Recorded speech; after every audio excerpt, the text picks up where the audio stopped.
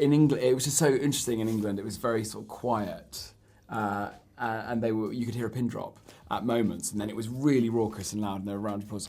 They came out for one night. We had to sneak them into London, and it was raining that night, and it's not supposed to be raining, so we were under this giant canopy, and but it was, in a weird way, a very healing time to have all the women together. And I think the experience is kind of a theatrically enchanting one because, the original material was so honored in this and fought for and beloved by all the participants. Welcome, new students, to Shiz University. Miss Elphaba. You can room with Miss Glinda. Popular. I know about popular. Oh, I saved you some space, by the way. Do you really think this is fair? I do not. I was promised a private suite. But thanks for asking. Anyway, guys, congratulations, both of you, on the film and your performances. I think it's already safe to say that this is a big hit. First of all, I wondered if you could just share what it was like, what it's been like to watch the film with audiences already and kind of seeing that reaction, because I was at the premiere on Monday and just seeing people reacting to that was incredible. Yeah, I know. I've never toured the world, in support of a film, and it's amazing to see the different responses in different countries and the sort of in England. It was just so interesting in England. It was very sort of quiet. And you could hear a pin drop at moments, and then it was really raucous and loud, and there were round applause. I loved the original production, and the magic that is achieved in the theatre with a live audience with Wicked was sort of what made it so extraordinary in the original cast and performance. And what is really amazing and gratifying to see is to see that this film somehow manages to generate the same response in a cinema, which I've not seen before. That's right. We've seen standing ovations and cheers. Now that you say it, it's true. It is like the naive and present and lively experience and special experience of being there. Well, so much care was taken, and the audiences were great. In Sydney, we were in Los Angeles, New York, and now here. I've seen it all 4 times. They were all great. And in some cities, by the way, people warned us or said, I know these audiences. They're kind of, don't be alarmed if they're a little restrained.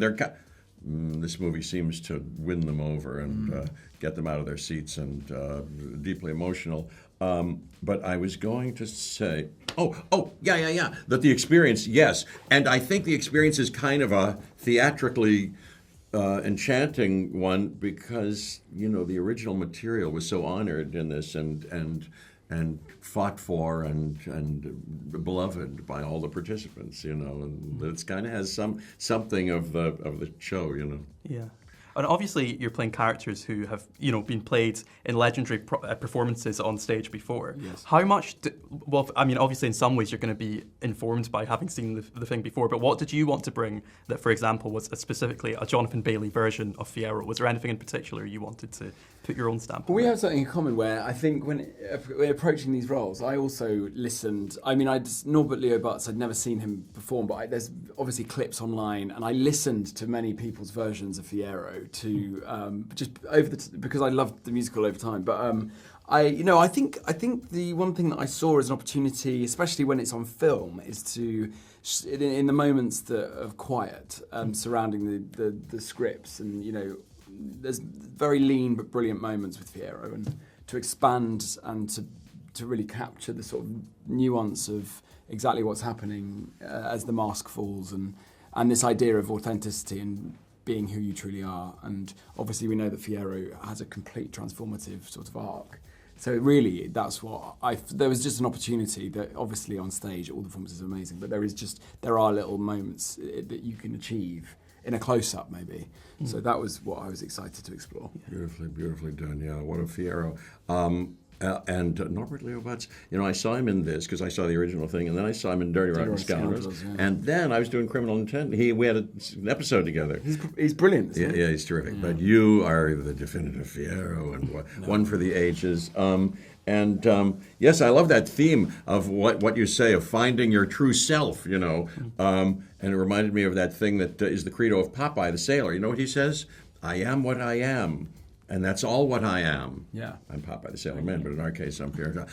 I tried to make it my own. I'm like you. Yes, I think I know what you were saying, that we all like to see. We don't shy away from seeing other people's versions. Joel Grey, I saw on stage originally. I've seen other people on YouTube. Jon M Chu had his own vision of it, and he tried. He's a kind of an Elia Kazan and a champion and a seeker of naturalism in his acting, nuance, subtlety, and truthfulness, so-called. And so with this, we tried to find this character who's not so good, you know. The complications and contradictions in that character. And for instance, how easy it is for a person, people we know, and even me myself, to slip into something being drawn by, you know, promise of power or a position of, you know, purchase of some kind, to do something not very nice, but you could justify it and think it's nice. In this case, he demonizes the animal kingdom, promotes, allows for cruelty. Very bad, taken from our own headlines, you know, moral issues that are of the utmost urgent substance. So, like that. But the banality of evil, something like that, we tried to do with the ability and opportunity of the close-up and all of that. What's that like for you to watch the film and seeing people reacting, especially when you know how invested people are in these characters in this story? It's very fulfilling. It's very fulfilling. You know, we've worked, you know, in our own little office for so long. It felt like for years it's our little secret. The performances of Ariana Grande and Cynthia Erivo are just a revelation, and so to us that's what it felt like. So to see people cheer and sing and cry and come out feeling empowered and excited, to me that's like everything. That's why we do this job.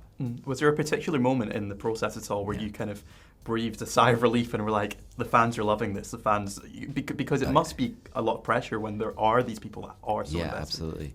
No. Yeah. I you know, as an artist, we're constantly sort of in conflict about what did we do? Is that the right choice? And all those things. But I have been slowly letting it in, and it's been really nice. I mean, it means so much, and I can't wait for the broader public to see it, and hopefully they go see it multiple times and bring their friends and family and try to share it. That's the ultimate. To me, that's the ultimate goal and treasure that I try to get. When you were first announced as director of the film, I'm sure you had a lot of people coming up to you and wishing you luck, but saying, you know, I hope you better get this right, kind of thing. Absolutely. Was there one thing in particular that most people said, this is the one thing, you've got to get this right, don't mess this up? You know, for me, it was what Stephen Schwartz and Winnie and Mark Platt said to me from the very beginning. Was the thing that was their guiding light in doing the show was, it's about the girls, stupid. So no matter how distracting it can be to worry about the sets and the lights and the things, like that is all important, but it's not the actual reason the show works. It is the relationship between these two women, the nuances, and them sort of scratching at truths. That is the thing that I think is the most compelling of it all. So that was sort of my guiding light. Now, Ari is a huge fan of Wicked, so I have Bible moments that I'm like, can't touch that, you can't touch that. And she had certain ones. So at one point we had cut out, the wizard will see you now, because in the structure of their journey into Emerald City, it didn't quite fit into our geographical location. And she was like, you have to have that. Yeah. And she would just start writing it into the script, even though it wasn't written in the script. And so finally we relented, like, okay, you know this. We'll try to do it. And we got Stephen Schwartz to do it, and it was like, what a beautiful moment to have. So I'm really glad we did it. Yeah. Was there a particular number in terms of the choreography that changed the most from your initial conception of it to then talking it through with everyone and then what we end up seeing? Yeah, I think Defying Gravity evolved the most. We saved that to the very last thing because that had the biggest pressure, and it's hard when Defying Gravity, as written, was meant to be the end of an act, not the end of a movie. And we knew that wasn't quite emotionally enough. So we had to do some back plumbing to make sure that whatever we watched in this movie, we were rooting for that last moment, that it was emotionally satisfying, not just saying, screw you, wizard, I'm coming back. It was more of like, what does that do for Elphaba? What is she trying to, what's that hole that she needs to heal for herself and not wait for the wizard to fix, that she could do? And so that was deconstructing how Defying Gravity plays out, giving a little more room in certain spaces. And that's scary when you're breaking up such a classic, iconic song, and yet we knew it was necessary if we followed the emotional track of Elphaba, we needed her to not just fly right away. We needed to plant that she could fly earlier in the movie, and then we needed the moment where she actually has to have a reason why for herself, not just out of anger and spite to do it, but for her own, to save herself, to save that little girl that she used to be, and maybe other girls in the future. So when she says, "It's me," and she's flying up, that we really, it's not just her saying that, it's us as the audience saying, yes, it's you. You can do this. So that was the scariest thing. Yeah. You obviously need to talk about Cynthia and Ariana, who they're incredible performances and very well matched with each other in the film. How quickly did it become apparent during the casting process or during the rehearsal process or during the filming that these two kind of matched their energies really well? Well, they never did a chemistry read together. We had them read with other people because I didn't match them up initially. But it was very clear that Cynthia Erivo was our Elphaba, no matter what. The way she sang those words, words that I've heard millions of times, suddenly became very poignant for this moment in our history and in our culture. So we locked that in, and I knew that Ariana Grande was the only Glinda. She was the only Glinda. She was living Glinda. She was the most fascinating person to watch play Glinda. I mean, she's actually one of the most popular girls in the world, and she was going through this change in her life. And so exposing that side of her was like seeing her for the first time. And I knew if that was the case, then bringing these two giant beings together, they're almost like interplanetary, like they're not of this world, that we had to sort of like cross our fingers that chemistry would work. And in a way, it worked better than I could have ever imagined because they both own their power, and yet they're so different in how they see the world and how they interact with the world. So together, they actually like sort of filled each other's holes in a way that we wanted them to be together, but you knew that wherever they were headed was not going to be together, that it was in separate ways. So it naturally had the feeling of Elphaba and Glinda, and so that's when we knew that this is the way to do it. Yeah. There are a few kind of classic, a few references to the classic Wizard of Oz 1939 film in there. Yes. What were some of your kind of favorites to like that people should maybe look out for that they might not necessarily spot right away? Little visual references in there. We have a lot of breadcrumbs in the tradition of Wicked the show. Stephen Schwartz did a lot of little musical references, and so we wanted to continue that. Of course, Wizard of Oz has such a place in our hearts of how we see story, how we see the world. Some of the things, I love the sort of red slippers that she clicks 3 times in Popular. I love the crystal slippers that we have in the movie. The design of it is like a tornado, as if you know the story that comes into play later. And even just the little like costume references to what some of these characters they will become, and even movie 2. We have little details that reference those things, even how they walk in for the first time, whether it's Fiyero leaning against the 2 poles in a way of a reference that if you know, you know. So there's things like that throughout. Even L. Frank Baum's life.